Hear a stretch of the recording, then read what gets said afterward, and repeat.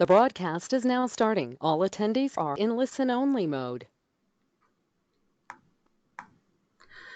Good morning, everyone. This is Emily Mooney at OCASI with the Maximizing Governance Project.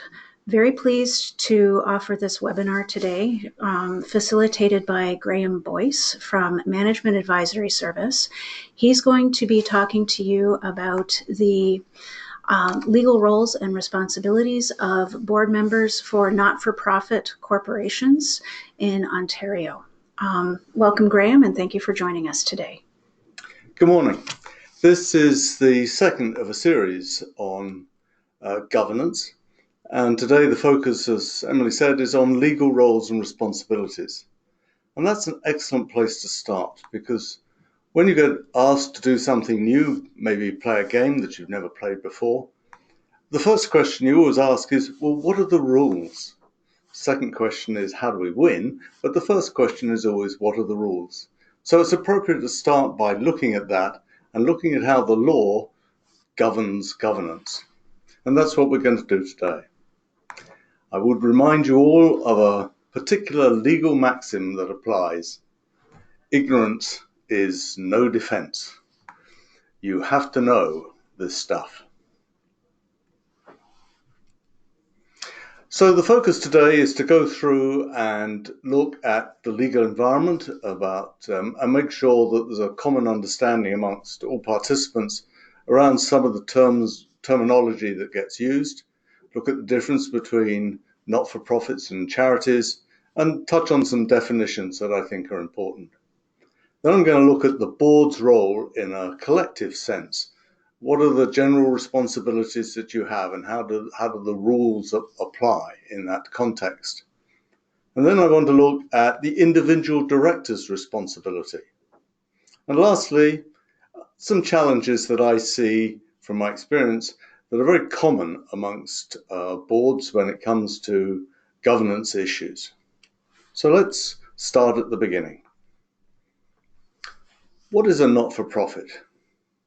There's a classic definition on the Canada Revenue Agency site, the CRA. I'll use those initials a lot. It's an organization organized and operated exclusively for social welfare. You can see the definition on the screen. I like to use the term not-for-profit, not non-profit, because many people don't understand a not-for-profit can actually make a profit. If you walk into a hospital, you see a gift shop. Believe me, the gift shop is endeavoring to make a profit. And from that, it will fund the other activities. So you can run a business, you can make a profit. It simply depends upon who is running the business and for what purpose. Lots of different legal structures. You can be unincorporated, incorporated, and so on. But I suspect the majority of people, certainly the majority of people listening today, are incorporated. What's all that about? Incorporation is the process of establishing a separate legal entity apart from the members. And you do it for two reasons, and two very good reasons.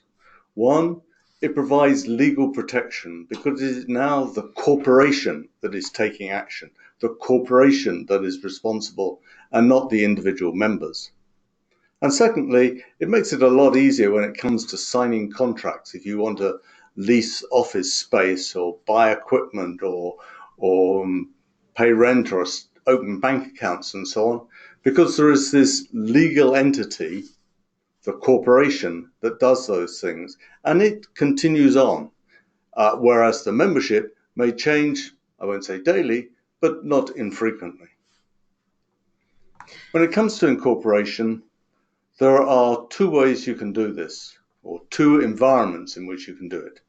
The first is under the federal legislation, the Canada Not-for-Profit Corporations Act, the CNCA.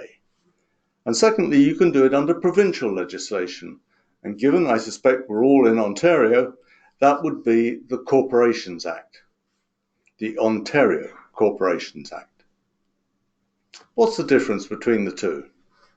Well, the CNCA is a piece of modern legislation designed specifically to deal with not-for-profit corporations. The Ontario Corporations Act, alas, is a rather old act aimed at businesses which has been adapted, to use a polite term, for use with not-for-profits. And when I talk about adaptation, let me give you an example. Part 3 corporations are not-for-profits, corporations without shareholders. Try reading this section and making sense of it. We could spend the next hour talking about which sections, which subsections, which clauses apply and going through the Act and changing all the words. It's convoluted and not easy. So, the Ontario Corporations Act, we can say, is dated and adapted legislation. There are other differences between the two. The CNCA, you have a single regulator. With the Corporations Act in Ontario, you have two, because you have to involve very often the public guardian and trustee as well. You have electronic filing as opposed to paper filing. You have a larger audit exemption under the CNCA. You're not allowed ex officio directors. Those are directors who are on the board because they hold a particular position. A very common example would be past chair. And yet, that's not a good thing to have ex officio directors on. Modern governance would say, don't have such positions on. And you see that reflected in the CNCA. Consider for a moment, you have a past chairman who was effectively voted out by the membership, was not re-elected as director because they weren't happy with how that person had performed. And yet they're still on the board because they're ex officio there as past chair. So this is not seen as a good practice. So don't think of that as a positive for the Corporations Act. The CNCA is also very stable. It's an established piece of legislation. There have been court cases interpreting it. The regulations are well known. Unfortunately, with the Corporations Act, it's constantly subject to tickering. Okay? Not only that, many of you may have heard of a thing called ONCA, the Ontario Not-for-Profit Corporations Act. This is a piece of legislation which has been on the books but never read into law, never become enacted. It's never been in force, to use the right term. When it will ever come, nobody knows. The current government has suggested it might be here by the end of 2020, but I suspect it's not at the top of their agenda. And if you tried to modify your own internal rules and regulations to comply with that act, you'd find it difficult because there are no regulations published. And while the act may say you must give notice, it isn't until you read the regulations, which don't exist, that you know you have to give notice within 21 days or 14 days or whatever the number is. And so you have the CNCA, a piece of stable and known legislation, whereas the OCA is subject to, shall we say, uncertain replacement. We don't know when, and we don't know quite what it's going to look like when and if it does happen. So the conventional thinking amongst, I think, the legal community right now is that if you are incorporating or if you're changing your own internal documents, bylaws or articles or things like that, then take the opportunity to think about moving under the federal legislation. Now, it's important to know that if you're under the federal legislation, you can operate solely in Ontario, just as if you're under the Ontario legislation, you can operate anywhere in Canada. So there's no restriction on where you go. When you've incorporated, you're going to find you get one of three documents that evidence this. And somewhere in your corporate filing system, you should be able to find one of these three types of document. And attached to it at the back are the articles. And the articles are very important because the articles, more than anything else, set out the business that you're in, the purposes, the objects of the corporation. So make sure you can locate your articles. Graham, we have a question. Where would it say in the articles if an organization is incorporated under the CNCA or OCA? It won't necessarily. It would typically be on the very form in front of it, because the form in front of it will either have been issued by the feds or have been issued by Ontario. Thank you. Charities are a subset of not-for-profits, and we need to know just how they fit in the system, because I've been talking about not-for-profits. So we have a not-for-profit defined, as we've seen, as operated for a certain set of purposes, but a charity is different. A charity is a particular type of not-for-profit, operated exclusively for charitable purposes. And there are 4 heads under which an organization may begin registered charity status. The first of those is that it is focused on the relief of poverty. The second, the advancement of religion. The third one, the advancement of education. The third one, I'm getting ahead of myself, the advancement of religion. But the fourth one is this wonderful catch-all category, certain other purposes that benefit the community. Well, what does that mean? To interpret that and to help you, the CRA have published a set of model purposes, and you can look it up on their website. There are a variety of things which are seen to be charitable. I've produced some of their model purposes here. You don't have to have the wording exactly the same, but it's clear that if you run a community centre or if you run a seniors program, things like that, you'll easily qualify as a charity. But recognize that just because you think that what you're doing is helpful, it's certainly intended to be helpful, and because you think it sounds charitable or should be charitable, doesn't necessarily make it so. Here's an example.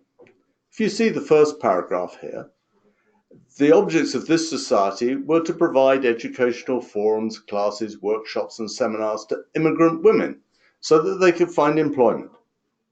That sounds an excellent idea, but it's not charitable. The court said this is not charity work. Why?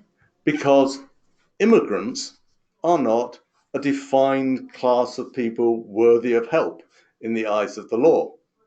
Let's face it, if you're a business person coming over from Europe, or you're someone trying to exit some Asian country with large amounts of money, you don't necessarily need help. Indeed, are you worthy of charitable support? You're more than capable of looking after yourself or paying for help. So the fact that they are immigrants does not make them charitable targets. Poverty, the poor, a different issue. So again, when it comes to is this charitable or is this not, it's up to the CRA and ultimately up to the court to interpret whether a particular activity or purpose is charitable.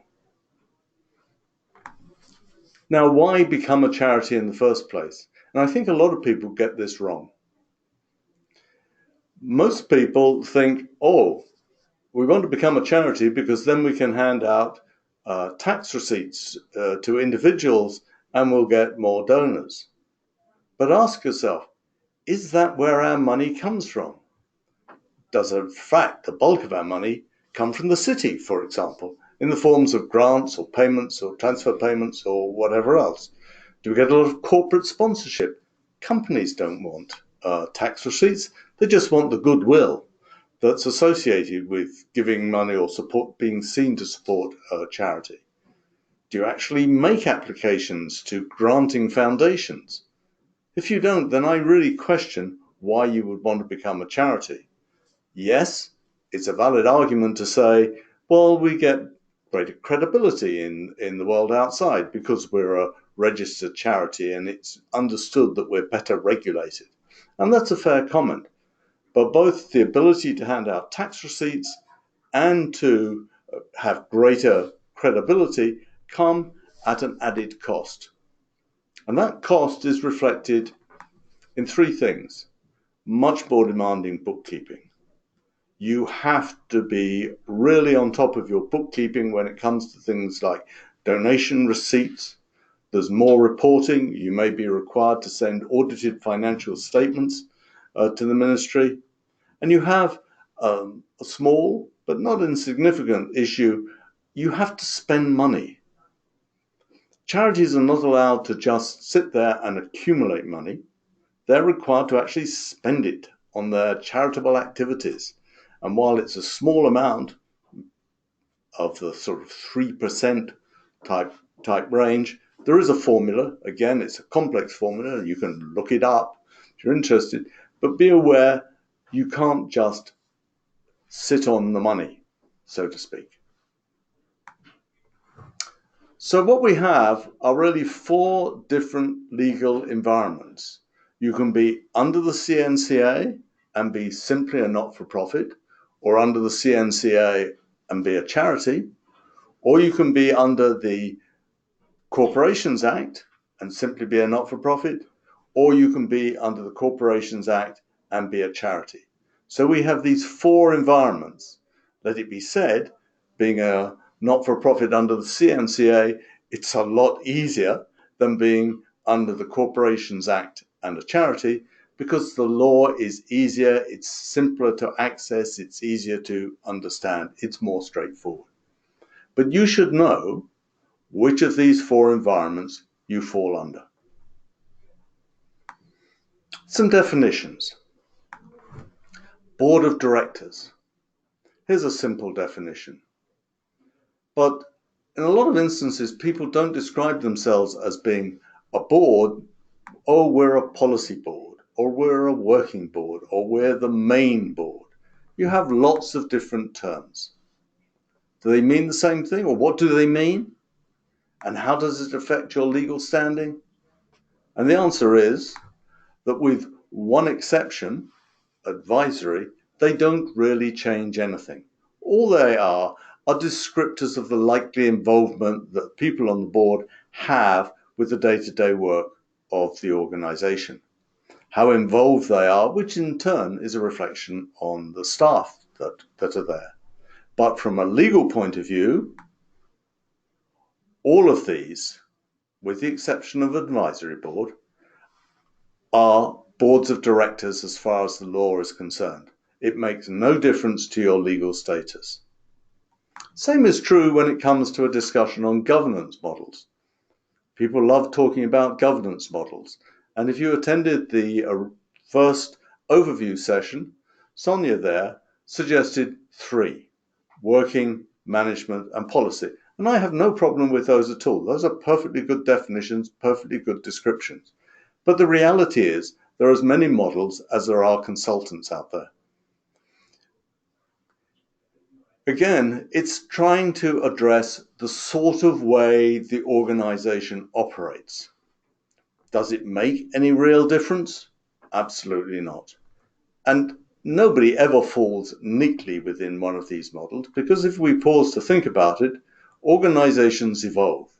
You start with everybody being all fired up with this idea around the kitchen sink, and then you develop and you start getting a little more formal about things and deciding you really ought to have a board. Perhaps you incorporate. And then you grow and mature and you take on other challenges, fundraising, going out to actively recruit people to work on the board or to sit on committees and so on. And then you mature, you transform, you become the United Way, or unfortunately, you discover that time is passing you by and the energy isn't there anymore and you wither and die. Ask yourself, where's your organization? Where would it fit on this spectrum? And the answers are almost undoubtedly, you don't fit neatly anywhere. You're showing some characteristics of one, but you've still got this issue here, but oh, here we're a little more advanced. And that's the reality when it comes back to governance models. it's very rare that you fit neatly into one definition. So while they're helpful, they're really just descriptives. And importantly, they make no difference to your legal status. So, Board of Directors, a group of people comprising the governing body of the corporation. Well, what do we mean by governing? That's a question in itself.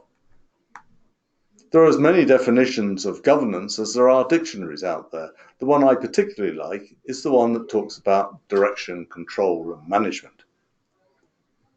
So we could say that the Board of Directors is a group of people comprising those responsible for the direction, control, and management. And that's not just my view, it's actually in the law.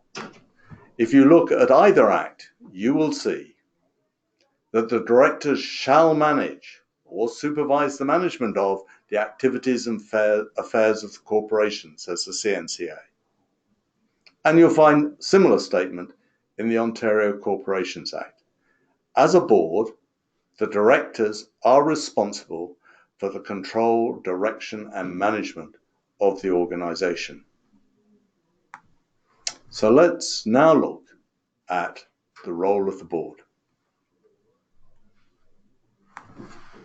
And the first responsibility you have is following the rules.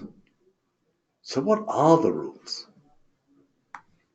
It's a question, as I said at the beginning, that you ask anytime you're asked to play a new game. And in this particular instance, you have two sources. One, the laws of the land, and most particularly the act under which you're incorporated. And secondly, what the legal profession likes to talk about as the constating documents, the articles and your bylaws. Let's look at these in turn. So the first thing are those that are externally imposed, which is the legislation. All sorts of legislation, let it be said. And these impose duties and responsibilities on the directors. And then you have those which are internally imposed, the articles and the bylaws. Okay? The important thing to recognize is these you draft yourself. And if you don't like them, you can, within reason, change them. They're yours. Okay?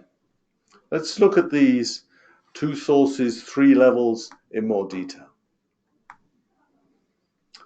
The first one, as we've pointed out, is the legislation, the Incorporating Act and other things. And these typically set a framework. Here's an example.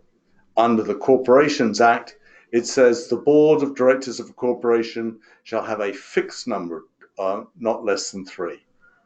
And that's true of the CNCA. It also mandates that you will have a minimum number. Doesn't set a maximum, just sets a minimum. Then what about the articles? And as I pointed out earlier on, these are particularly important because they set out the purposes or objectives, the business that you're in. So here's an example.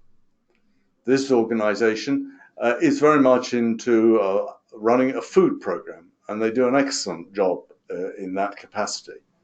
But this is an interesting example because it illustrates another point. Firstly, that their target is persons of low income. So if you turn up and say, I have a mental health diagnosis, that's fine. But it doesn't permit them in the first instance to serve you because you have to be of low income. So that's a challenge for a start. Secondly, you note they say by establishing, operating and maintaining shelters. Well, once upon a time, they did that.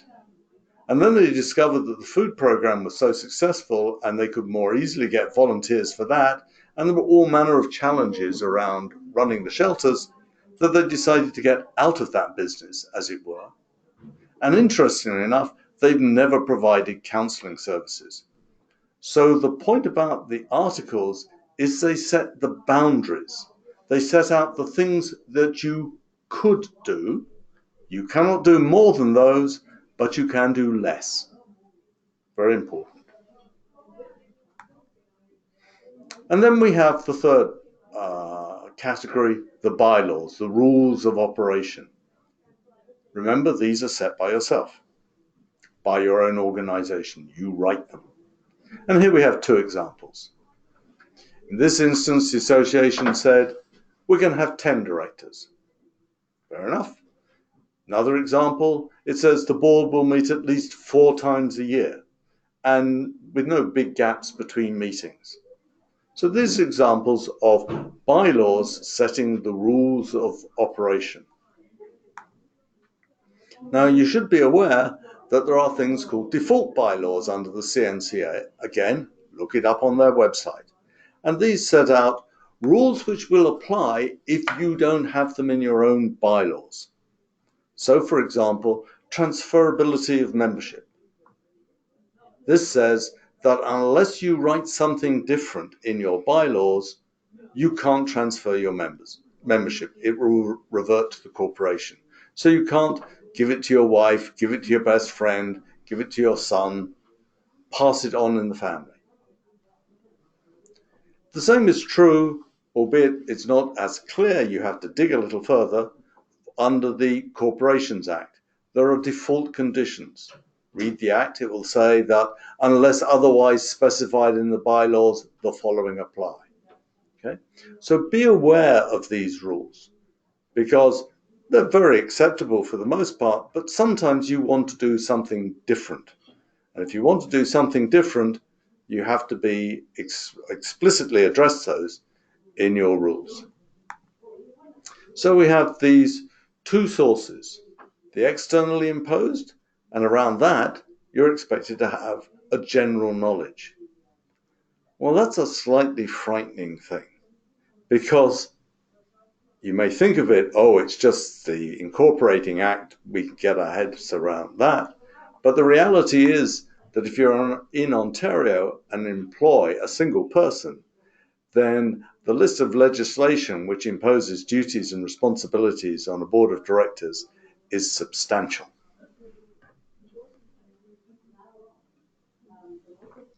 Wow. So how do we deal with this? I'm going to suggest a couple of ways of doing it. The most obvious one is to have a governance committee. Set yourself up with a governance committee to advise the board. And let them subscribe to, for example, the Canadian Charity Law site, run by Bloomberg's. This is an organization, law firm, which publishes regular blogs on things affecting charity law and the status of charities and not-for-profits. Subscribe to this and have the governance committee give a report maybe every 3 months on things that have happened that we've read about, which we think are relevant to our organization, if that's the case. There are other sites too. Carter's, for example, their charitylaw.ca site is a very useful site. So monitor these sites. You don't need to be a lawyer to do it, to read it. It's pretty simple and straightforward stuff that comes up. And if there's something that you think might be of importance, then talk to the people behind the blog and find out if it's relevant to you. But most importantly, there's a great little booklet I want to recommend. It's called The Duties and Responsibilities of Directors and Not-for-Profits. And this is published by the Canadian Canadian Society of Association Executives. It's a little dated. It came out in, I think the last edition was in 2014. But it's a wonderful overview of your legal responsibilities and how they cover off on things like environmental law, which is not unimportant to many. So equip every member of your board of directors with this little booklet. You will be getting a copy of these slides, and you can look up the reference then and note the details around the Canadian Society of Association Executives Handbook.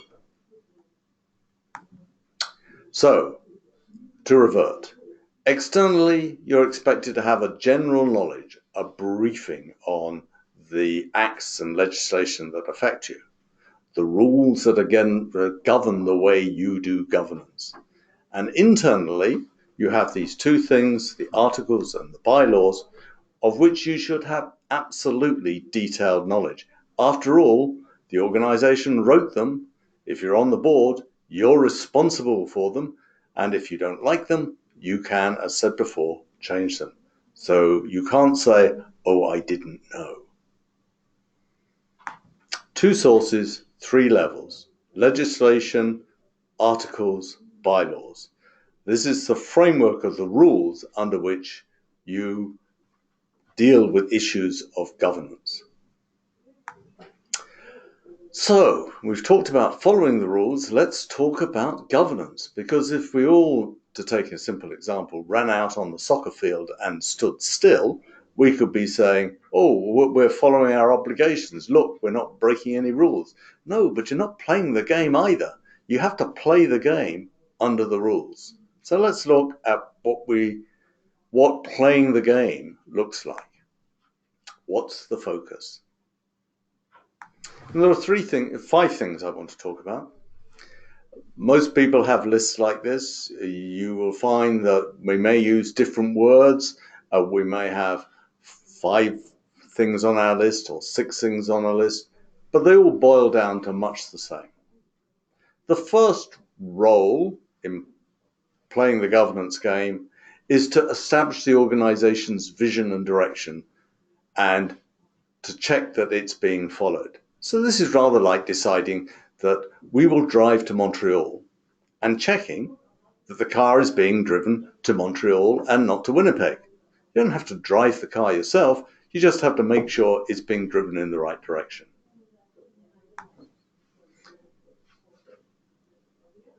You have to ensure the financial health. You have to make sure that the organization has money, because without money, there's not a lot you can often do. Okay? But equally, you have to manage the risk. So, do you have gas money? Okay? And has the car been serviced? Or is it going to break down the moment you get on the 401?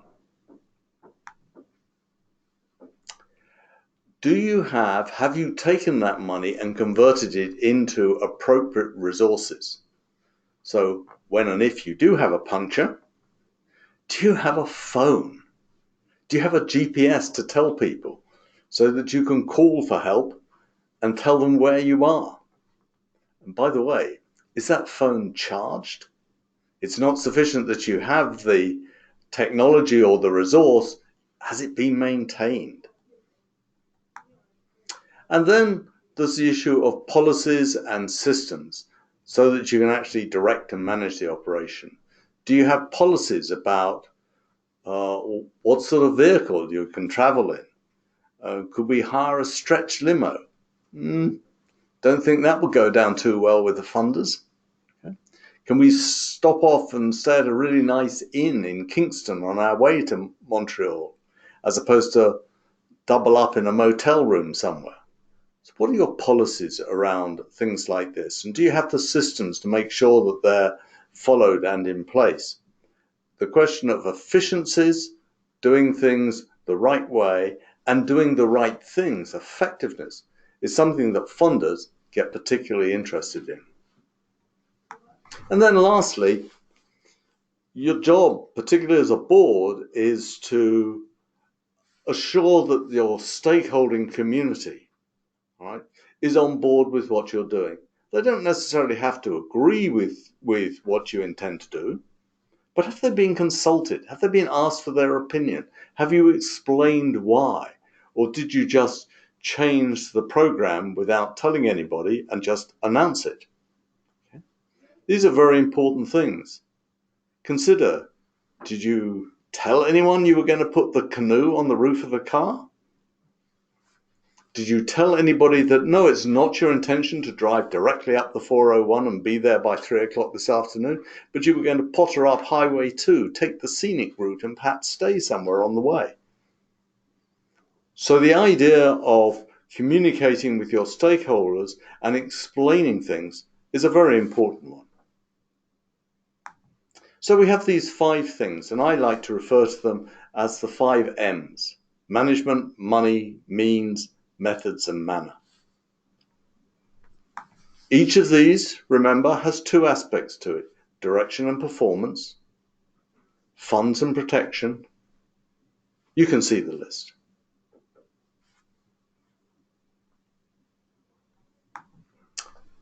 In this context of responsibilities, how does having staff affect you?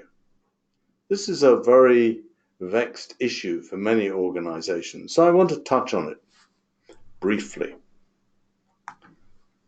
The first style that I come across is where the board has hired an executive director and unfortunately treats that person very much as the office manager, answer the phones, deal with the mail. This is impractical. The one person is in the office 3 or 4 days a week, and the board turns up once a month. And then, dare I say it, endeavors to micromanage to show who's in charge. Don't like the way you put the stamps on the envelope last week. I have to say, and with all due deference to the executive directors out there, slightly worse situations you come across is where the ED endeavors to run the entire show and treats the board as somebody to be dealt with like mushrooms, keep them in the dark and just feed them stuff when and if you feel like it. This unfortunately completely ignores the legal position where the board is responsible in the law. The best way, frankly the only way, is when the board and the ED see themselves as a partnership, where the board is focused primarily on the big picture stuff. Where's the organization going? Do we have the right policies in place? And the ED is responsible for operations and for advising and helping out the board. And let's face it, both parties will roll up their sleeves and help each other out when and if it becomes appropriate to do. So ask yourself, what's the relationship that we have between the board and the ED in our organization? Are we operating as this partnership? Do we understand that's what it should be about?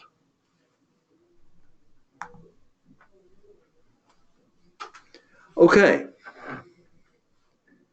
If you do have questions, do send them in and we'll take note of them and stop every so often and I'll try and answer them. We did have one question earlier about clarifying the difference between the articles and the bylaws, and that was before you did so. If you have any further questions about that, please feel free to type them into the question box. We're having a small technical difficulty here with not being able to type answers to the questions, but if you type them, we will take them up in the discussion here. Okay, let's talk about the director's role, because it's one thing to talk about the board as a collective group, but what about individuals? What about the individual director? How do their responsibilities shape up? The legislation imposes, as we've seen, large numbers of responsibilities, but most specifically, it imposes a duty of care. Now, there are two standards that typically get associated with this, a subjective standard, which is what the Ontario corporations had for many years, and the objective standard, which is what the CNCA always had, and which the Ontario Corporations Act has now been changed. I did say it gets changed a lot, didn't I? It's been changed to be an objective standard too. What's the difference? With the subjective standard, the court would examine if there was some issue about whether you had exhibited a duty of care. It would say, well, what's your background? Are you the senior partner of a firm of accountants? Or are you somebody who had perhaps a high school education and you're now a retired music teacher with, frankly, very little business background? Is it reasonable that you should have understood the financial analysis that was presented associated with this decision that appears now to have gone wrong? So you would have two members of the board judged by quite different standards. With an objective standard, which some would argue is an easier standard, and I would not subscribe to that view. You are judged not on your personal background, but on the situation being considered. So let's consider you might, for example, be a housing agency, in which case you have very substantial real estate assets. You have perhaps a large staff of personal support workers involved. You might have a asset base or a turnover operating budget running into several $million. The idea that any member of the board of a multi-million-dollar corporation cannot read a financial statement, cannot follow a financial analysis, is completely unacceptable. So you are now judged under that objective standard by the situation, not by your personal background, but by the situation in which the decision is being made. And if it turns out that it's a multi-million-dollar corporation, then clearly you're going to be held to a much higher standard than if you are a small charity barely getting by on $50,000 a year. We do have one question regarding the previous slide about the executive director and the board.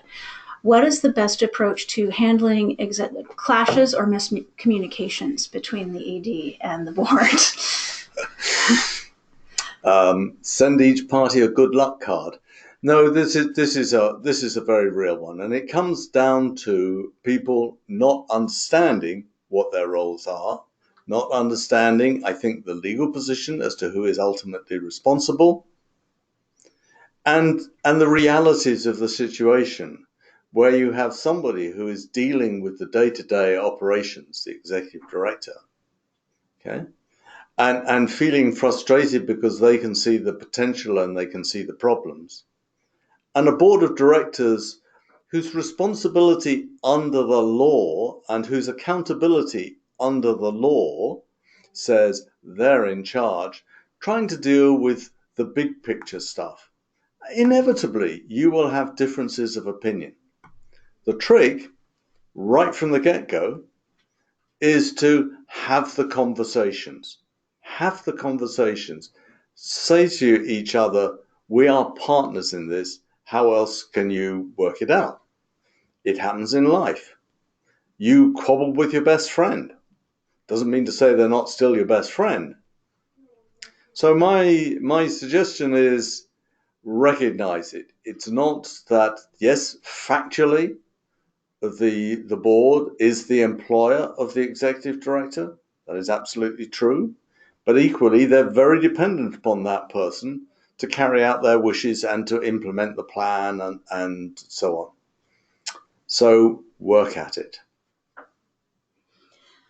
I'll also add that as part of the Maximizing Governance project, we will have 2 workshops later in the year, one on communications, which will take place on August 26th, and one on conflict resolution taking place on September 30th. And further details about these will be available closer to the dates. Okay, we were talking about a duty of care. And I was pointing out that both acts now have the same standard applied, an objective standard. So if we look at the legislation and the wording between the 2 acts is virtually identical, you'll see that every director is responsible when exercising their powers, discharging their duties, to act honestly and in good faith. And you'll often hear this talked about as the fiduciary duty that directors have. Well, it's incorporated under your duty of care. And with the best interests of the corporation, a duty of loyalty that you'll often hear discussed quite separately. Okay? And you have to do this in the way that is the best that a reasonable person would do in comparable circumstances. And that gets back to my observation about The comparable circumstance being, well, this is a multi-million-dollar corporation and we hold you to a higher standard than some small $50,000 organization focused on pet care or something else. Okay? Not that there's anything wrong with that. Some important work gets done in that area. But this is your duty of care. And every director should have this pinned to their bedpost and read it every night. I am very surprised at the number of organizations where you will find not only the directors, but the ED, the senior staff, unable to articulate exactly what is the vision of this organization, where is it going, what's our plan, where do we stand financially. Everybody on the board and senior staff members should be able to articulate that elevator speech, that brief moment that you get between floors to explain things to people in terms of what is the organization about, what's its current focus, where do we stand financially, and what are the three great risks that we face, big challenges that we have right now. I don't know how you can say that you're exercising your duty of care, that you're really looking after the place, if you can't articulate those four things. Remember, the board has a collective responsibility, but individual directors are equally accountable, and ignorance is no defense. You have a couple of other things which you'll find in the law. One is a duty of confidentiality. Obviously, as a board, you should have policies around this. What you discuss, what you put in board meetings, what you can talk about outside, and what stays in the room. But as an individual director, you also have a duty of confidentiality. And that, most particularly, is around the issue of that collective responsibility. You can't walk out of a board meeting and say, well, I disagreed with all of them. They don't know what they're talking about.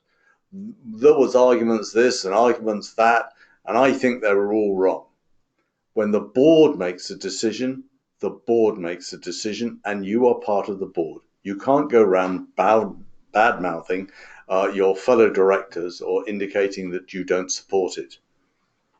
Be aware of that. Be aware of that. You have another responsibility. You can't put your hand in the cookie jar. Okay? Conflict of interest. You have to be very careful that if there's any decisions being made that might benefit you, benefit your family or friends, then you have to fess up to it. And you have to say, I'm in a conflict of interest. And more than say that, you are now required, under both legislations, to have it written down. Put it in writing. Put it into the minutes of the board meeting. It's not sufficient to say, oh, I had a discussion with our treasurer, or I had a discussion with the chair, right? And we talked about it. No, get it in writing. And then recuse yourself. Step away from the decision. Okay? Perhaps even leave the room. So you have these duties. How do you fulfill your expectations? Well, the first order of business is know your stuff. What do I mean by that? Well, read your board manual. I hope you all have one. Be familiar with the rules, especially the purposes and bylaws. These are things about which you should have specific knowledge. Okay? Meet with and become knowledgeable about key staff members, not just the ED. Visit the sharp end of the business.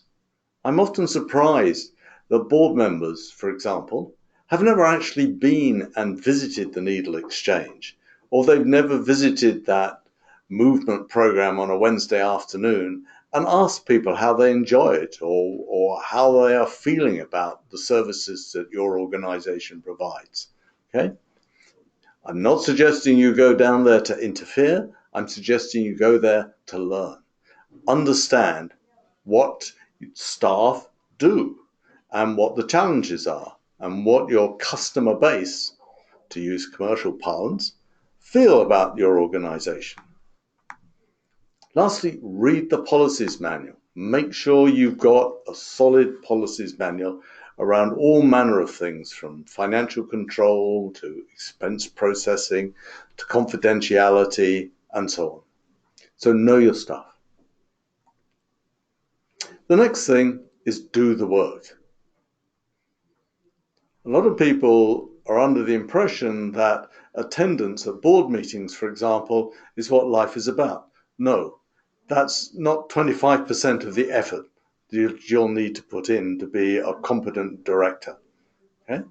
Your job is not just to attend the board meeting, but it's to do all the work outside. What's happening in the world outside? What are the needs of our customers, our clients? Okay? What are our competitors doing? What are those whom we cooperate with doing? Have I read? Have I researched? Have I asked questions? Have I gone looking?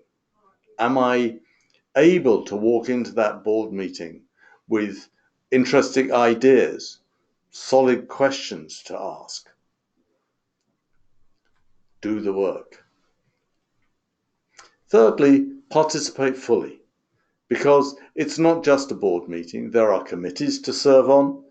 There are task forces to be members of. There are events to attend. All of those things you should feel obligated at some level to get involved with. It's not sufficient just to sit on the board. There are a wider set of things, and particularly in an environment where you don't have a big staff, participate fully. And then lastly, and perhaps behave appropriately. What does that mean? Well, let me explain. It's not enough just to attend the meeting, to be there for that 7 o'clock board meeting. You should have prepared for it. You should have read all the reports ahead of time.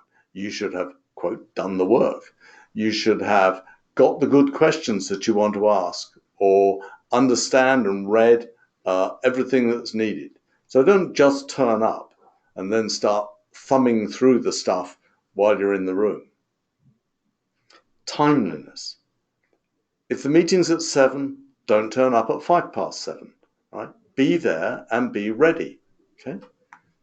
It's how in North America you indicate you're more powerful than somebody else is by keeping them waiting. Don't keep people waiting. It's rude. I have a question. We may be having a problem with the audio at the moment.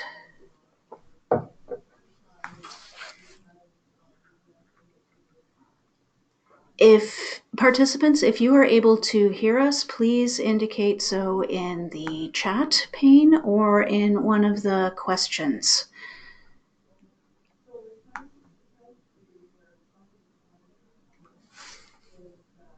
I do apologize for the technical difficulty.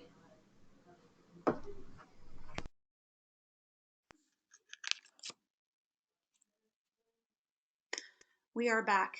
Thank you for your patience. I apologize for the technical difficulties. So, Graham, a question for you. This may be more appropriate to take up after your presentation. So we will come back. One question about incorporating nationally as well as provincially, and one question about conflict of interest. We will come back to those as soon as you're finished. Okay. I was talking about behaving appropriately and making the point that it's not enough just to attend meetings or events. You have to be prepared for them. I was making the point about timeliness. It's how in North America you indicate you're more powerful than somebody else. You keep them waiting. Don't keep people waiting. It's rude. Fitting in.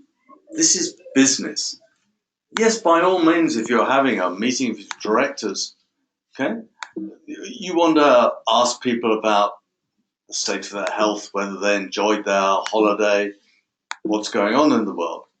Do that while you're eating pizza ahead of the meeting. But when you get into the meeting, it's business. Let the focus be on business. It's how you're going to be judged, by the world outside, because running a not-for-profit or a charity, you are expected to behave in a business-like way. Again, I apologize. We may still be having a technical issue. I am going to restart the webinar software. This should take maybe a minute or so, and we will get back into the webinar as soon as we can.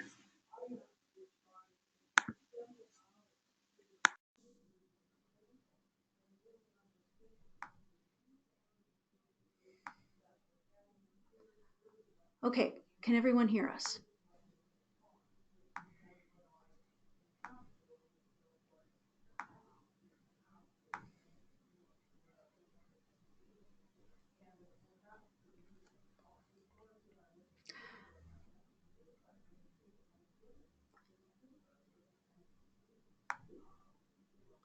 Okay, if you can hear us, please click on the hand icon, raising your hand. Yes, okay, perfect, thank you. Graham, I'm afraid I'm going to have to ask that you repeat the material from this slide about appropriate behavior, communication differences, and fitting in.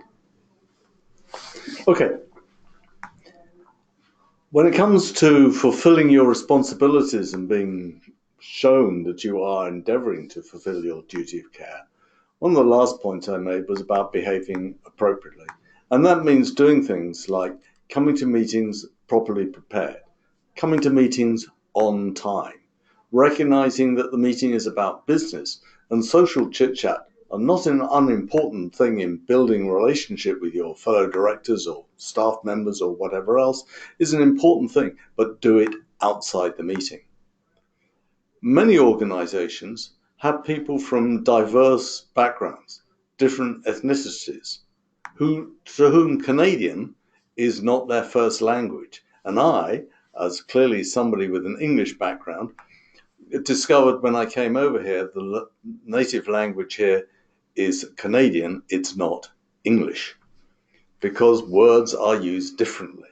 I had the experience of being invited to a breakfast meeting next Friday, and I turned up 3 days later to discover that in Canada, next doesn't mean next as it does in English, it means the one after next, 10 days time. 3 days would be this Friday as opposed to next Friday. So you learn these little things.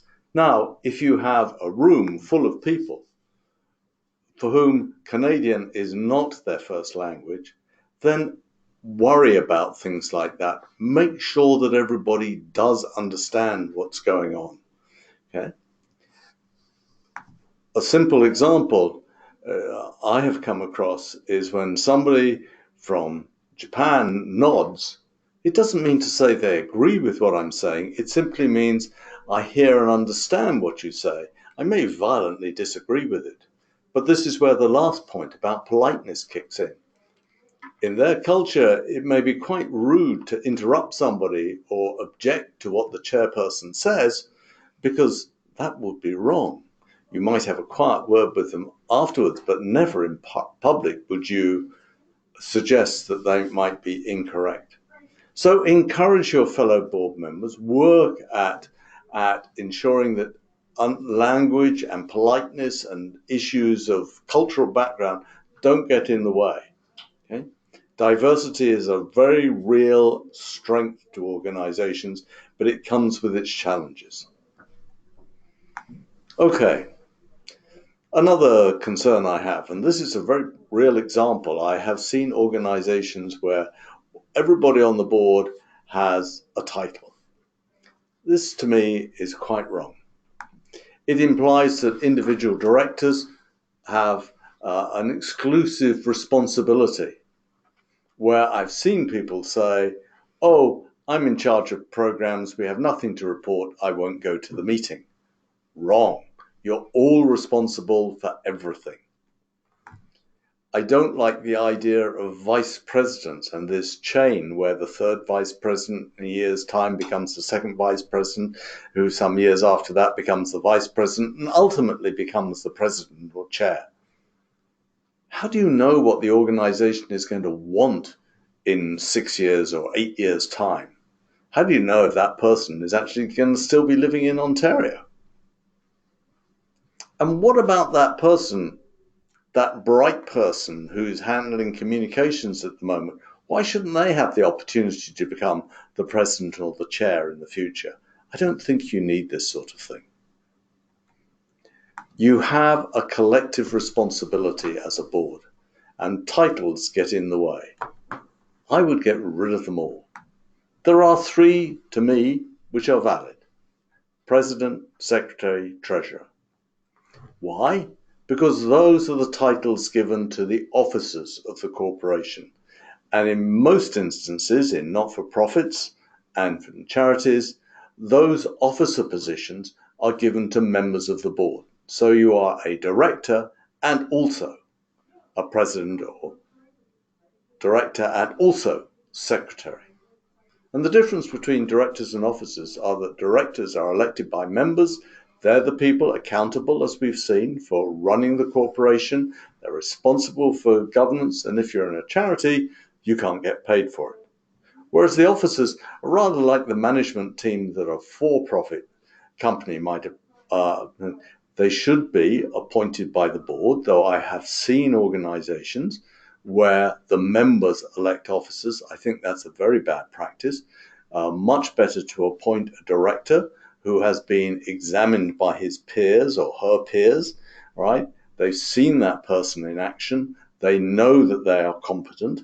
Whereas if you have them elected by members, you may end up electing somebody who is a single cause advocate and frankly knows very little about the rest of the organization. I have even seen examples where people were elected presidents of the organization and didn't know that the organization had staff when it had lots of staff.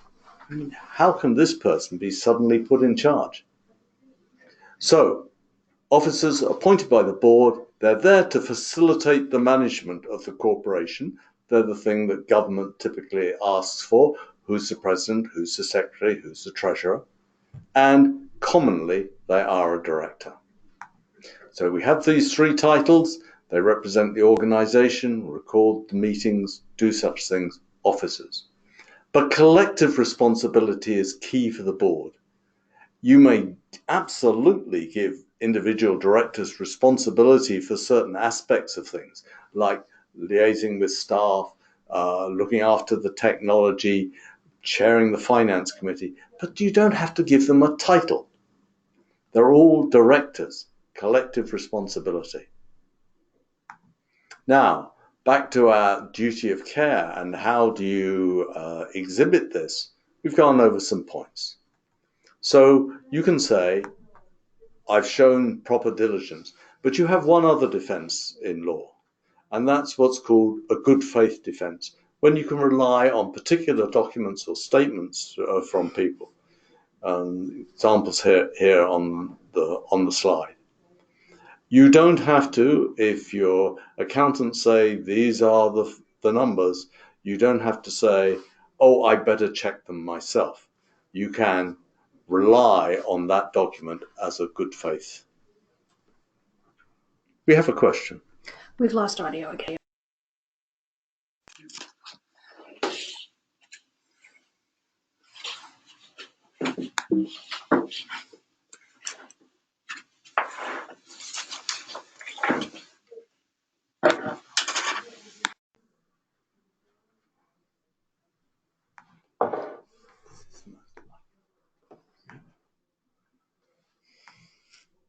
Technical difficulty. And we're back. Again, my apologies. Okay. Indemnities and insurance were being discussed. I said you have a defense that you have been properly diligent and you're allowed to rely on particular examples. Over and above that, you should also have insurance. make sure that the corporation is carrying directors and officers liability insurance. You really don't want to be on a board if it's not carrying directors and officers liability insurance. And that is different from your standard errors and omissions insurance. Organizations will very often have errors and omissions insurance to guard against mistakes that are made by staff members about this or that or whatever else. Okay, common policies. But directors and officers liability insurance is key in as much as it protects you from the effects of business decisions being made.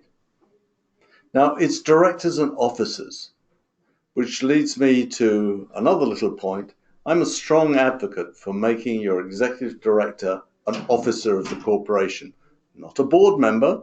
They will be expected to attend as an invitee board members, but make sure they're an officer of the corporation. It facilitates administration, and it means that they would be covered by your directors and officers insurance. Just to recap, because the sound dropped out again, Graham is advocating that your executive director be an officer of the corporation. Thank you. And then make sure in your bylaws where you say we're not going to pay our officers, you put an exemption in that says other than an executive director. I think executive directors out there will pay close attention to that. They do want to make sure they get paid for their job. Okay, be aware there is no protection if you are willfully negligent. It doesn't matter if you have insurance, no insurance company will pay out if you are willfully negligent. You didn't even bother to read the articles. You weren't aware of what was written in the articles. You signed a contract as a board director, for example, okay, which you were not entitled to sign. The other thing to be aware of, and this affects any charity, whether they're under the CNCA or under the Ontario Corporations Act, if you are based in Ontario, you must conform to the Charities Accounting Act. And that requires that before you purchase insurance, you have done an appropriate risk analysis. Check that out. And I would advocate that spend 5 minutes in a board meeting to genuinely do the work and think through these things. And it may take more than a 5-minute discussion. It may take substantial work, but go do the analysis and have it minuted that you have considered the risks before you go off and buy that insurance policy, because you are required to consider the risks under the Charities Accounting Act. Okay, so we've talked about the board's role in general, the legislative environment, and how you as a director, for example, can guard against questions of have you carried out your duty of care properly. Let's talk about some challenges just by way of a summary and illustration, because I'd like, if I can, to draw on the experience that I've had over the last several years in helping organizations to help you avoid some of these problems. The top problem that I see, the one that's most common and the one that's most damaging, is a failure to comply. And what that means is ignorance of the rules, where organizations are unaware of the rules. They're unaware of what is written in their articles, which sets out the purpose. And this is an example very close to home. MAS, Management Advisory Service that I work for, right? Increasingly in this day and age, gets asked by organizations across the country for help. In these days of video conferencing and electronic documents, it's not difficult to help somebody anywhere. But it turned out that our rules, and we were aware of it, said, oh no, you are designed to provide services to people within the province. So we had to change them to allow us to provide services across the country. A lot of organizations will find that they haven't seen their rules, they haven't gone back and revisited these issues, and they're now doing things which they're strictly speaking not allowed to do. Another reason this happens is what I call mission drift, chasing the money. All organizations are always looking for new sources of revenue, and over time, what happens is a project comes up. Somebody suggests that this piece of work could be done and there's revenue attached to it. And so organizations pursue things, chasing the money, which they're actually not allowed to do, with all manner of legal consequences. And the third thing is what I call lack of due process. They don't know that, and they don't certainly follow the rules because they are unaware of the rules, and therefore they do things, rewrite their bylaws. And they rewrite their bylaws without consulting a charity lawyer, as a result of which they decide, I'm going to change the number of directors we have from 10 to 8, or I'm going to change the quorum requirements, things like that. Well, they rewrite a bylaw and they get it passed, and it says, bylaw number so-and-so says that the directors will be 8 in number, with a quorum of 5. The problem is, in rewriting it, well-intentioned, but done by amateurs, with no legal supervision, they didn't retract, cancel, annul the earlier bylaw section. And so you now have 2 bylaws in effect. One says we need 10 directors, and one says that we need 8 directors. Which applies? So make sure that you understand the rules. And if there's one thing I really encourage people to do today, at the end of this workshop, is go back to their organization and pull out their articles, find them, read them, pull out their bylaws, and check for things like that. Did we actually ever cancel the earlier bylaws that these are supposed to replace? The second thing is just a genuine lack of understanding, misplaced reliance on others. Oh, we have a lawyer on the board, so the lawyer will keep us out of legal trouble. Well, would you ask a foot surgeon to deal with your leukemia, or would you ask your leukemia specialist to do an operation on your brain? I think not. But yet these people are both doctors. So why is it that we treat lawyers as if they're quite capable and knowledgeable about all manner of law? They're not. They're all specialists. And what's important is that any lawyer that you rely on has a background in charity law, not in international trade, in charity law. There's misplaced belief that you can avoid responsibility. I've seen organizations which come up with an executive committee because there's a large board, so they have an executive committee. Should we say a 15 or 18 person board, an executive committee of 6, and that basically they expect to run the place. And half the board members, therefore, don't even attend board meetings or bother about things at all. It has not relieved them of responsibility. They are still, in law, absolutely responsible and accountable. Be aware of that. And then, unfortunately, there's the last point here, misplaced trust in people. People who work for not-for-profits, people who work for charities are good people. They want to do good. They therefore look for goodness in others, and they expect goodness in others, and they trust the goodness in others. Unfortunately, if you look at the statistics, 7% of charity monies typically get lost through fraud. It is an unfortunate statistic, but it's there, which means that some of those long-serving employees, some of the directors, may be doing things which are, frankly, criminal.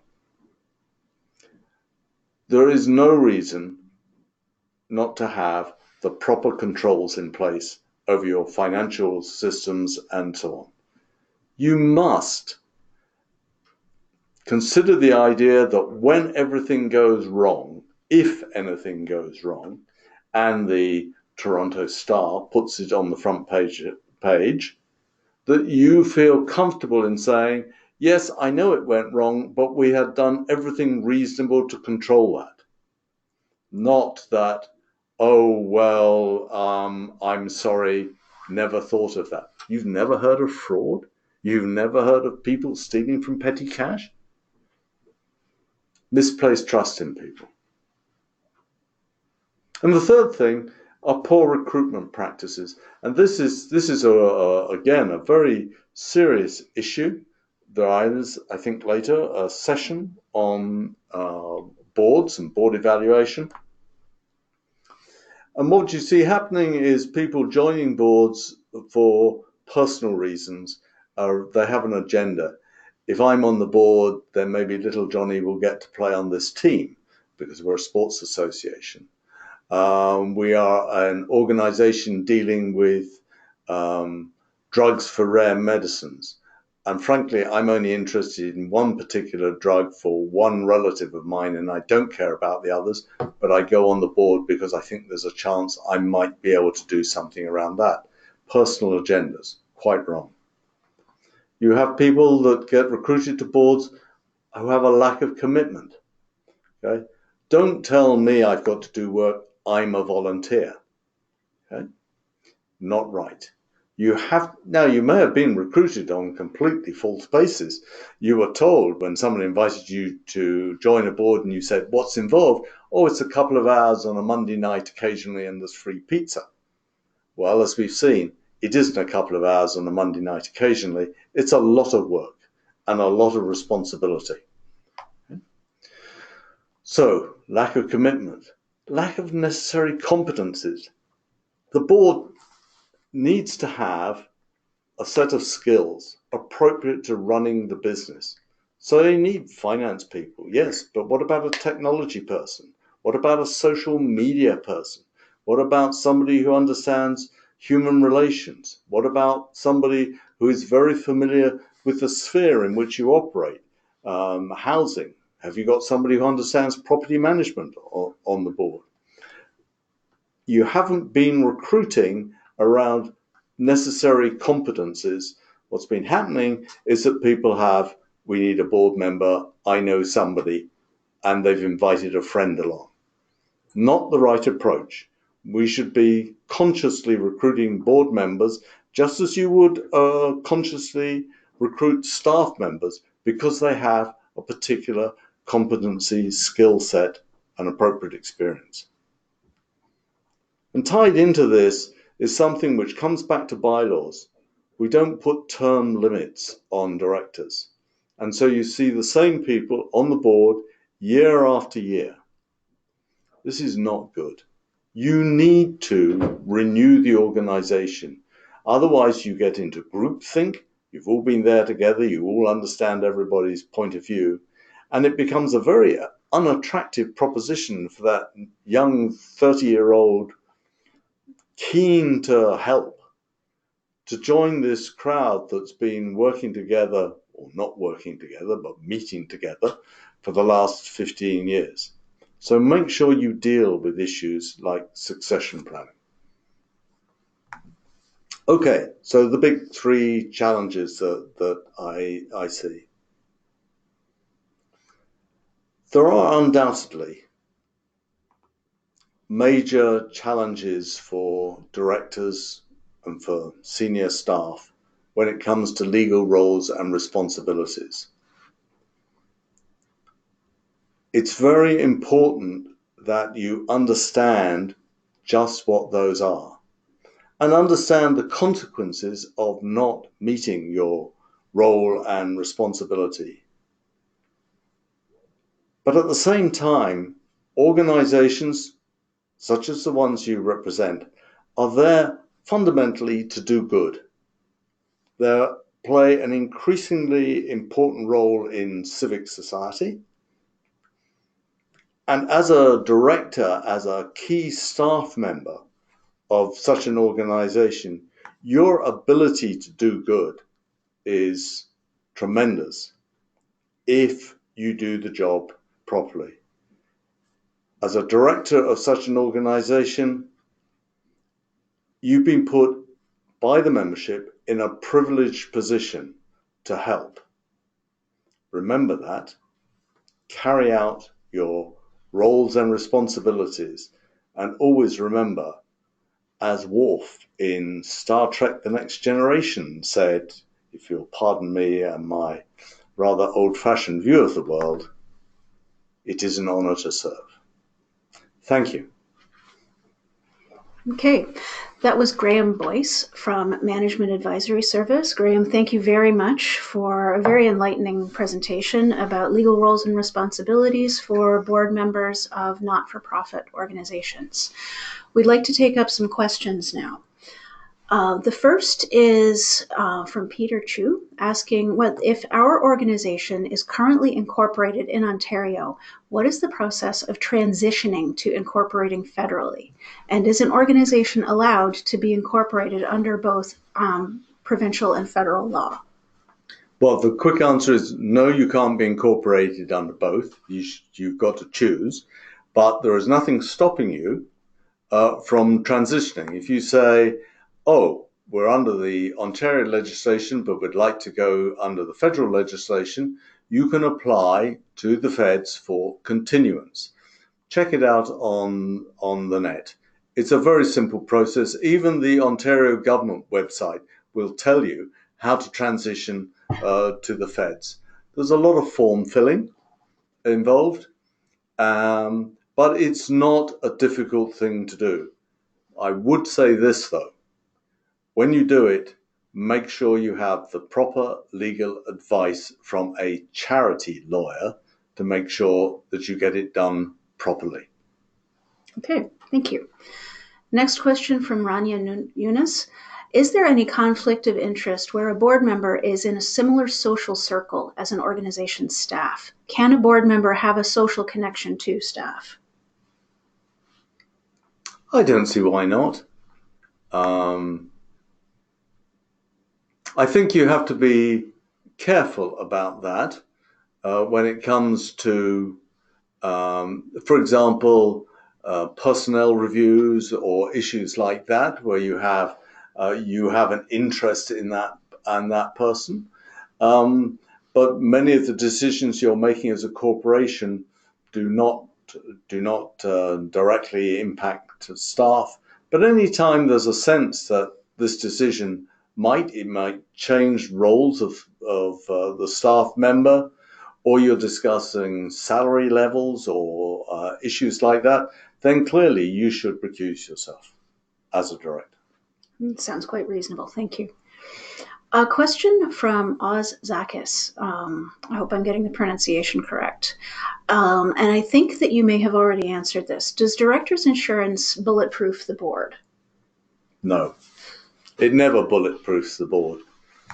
That's why the legal profession exists, because there'll always be a lawyer out there who will argue one way or the other. But it does provide a significant protection. But remember, there is no protection if you are willfully negligent. If you have not done your homework, if you have not followed your own rules, for example, then you, I'm afraid to say, have no protection from the law or courtesy of insurance policies. But I do absolutely advocate having such insurance. I would not go on a board personally in an environment in which such a policy did not exist. Okay, thank you. Now, a couple of questions about making the ED an officer of the corporation. If the ED is an officer, would the ED be an ex officio director, or is that different? That's quite different, okay? And absolutely not. You can't put the ED on the board. The The ED is an employee of the corporation, and you can imagine the situation where if they were on the board, they would then be employing themselves and be in a constant state of conflict, because every decision the organization made typically involves money, which means there's less money to pay the ED, to take a simple case in point. So no, you can't employ yourself.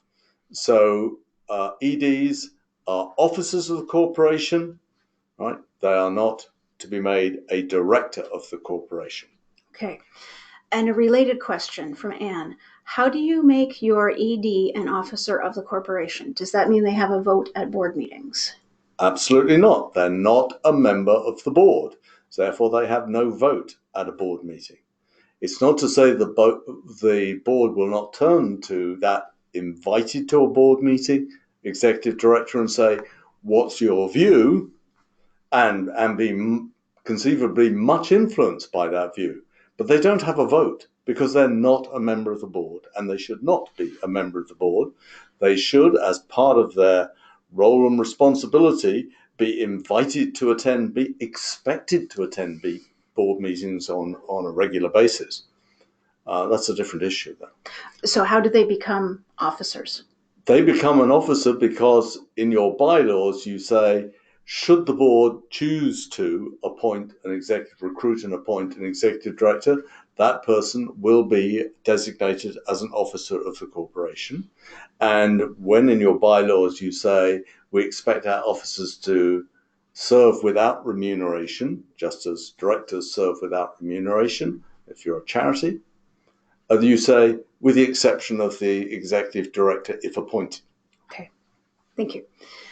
Next question from Anne. What do you do if your bylaws are silent about how they are to be changed and no process is identified? Your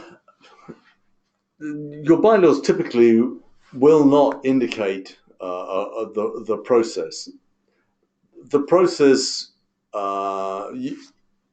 anytime bylaws or articles are silent, things revert to the Act. So you would have to go back to the legislation.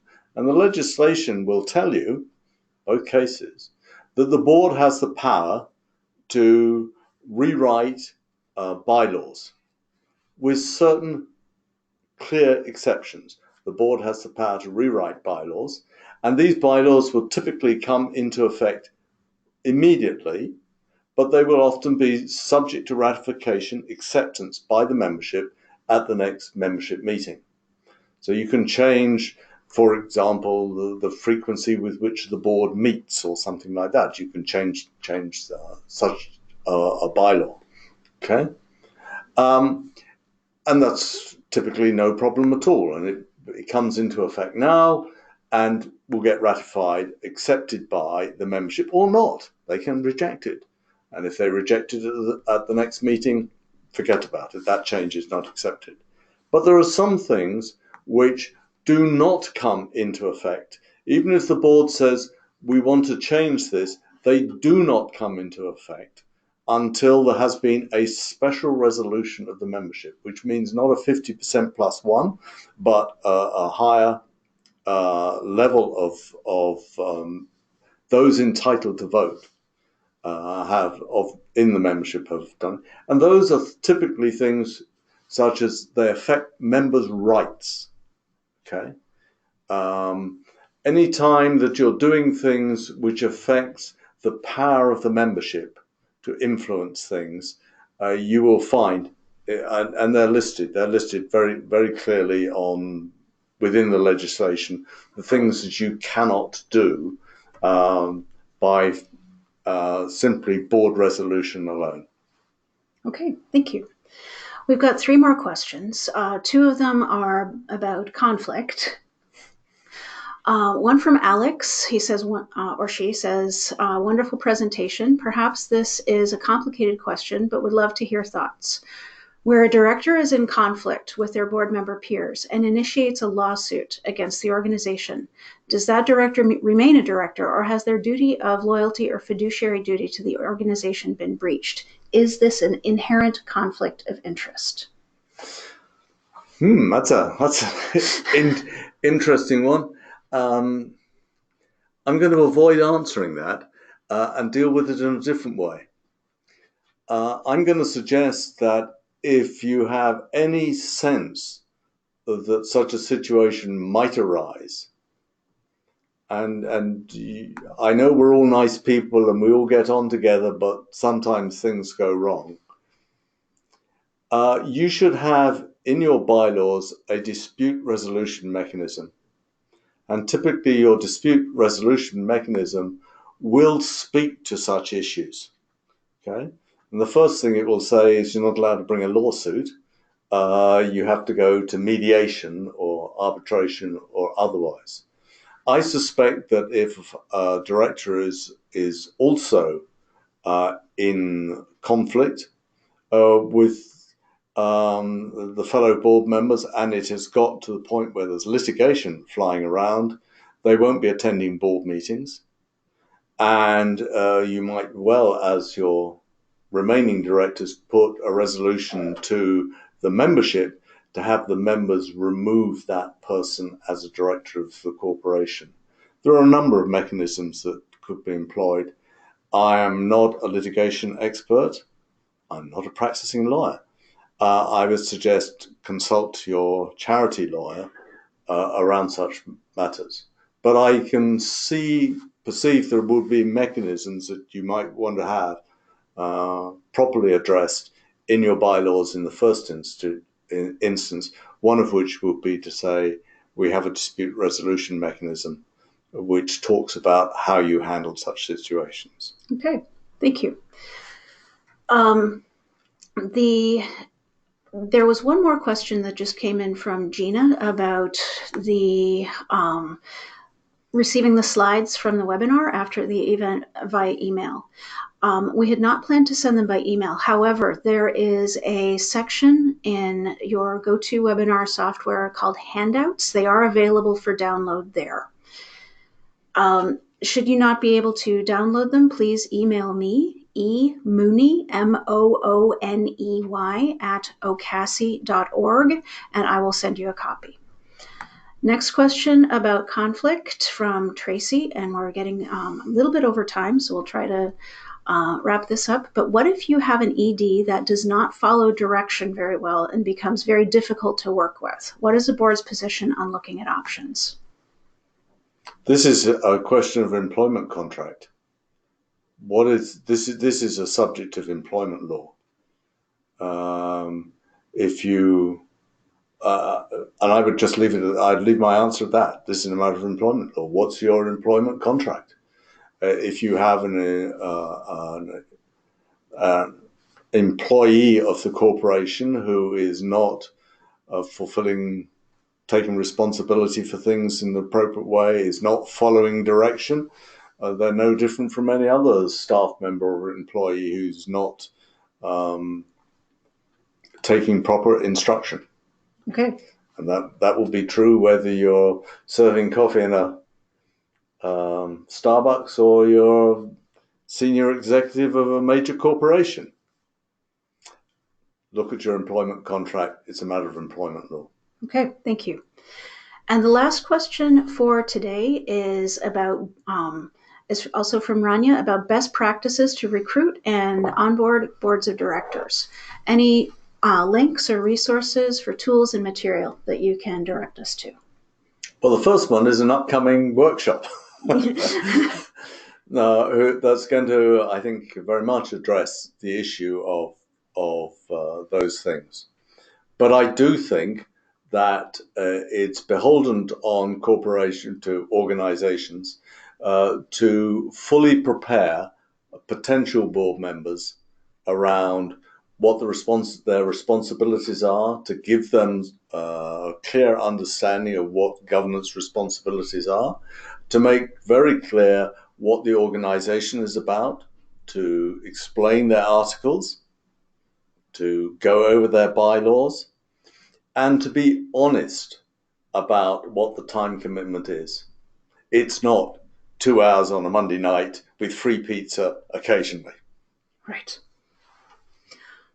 Okay, and that brings us to a close for today's webinar. Again, many thanks to Graham Boyce and to Bill Sparks, also from Management Advisory Service, who has been coordinating their involvement with this project.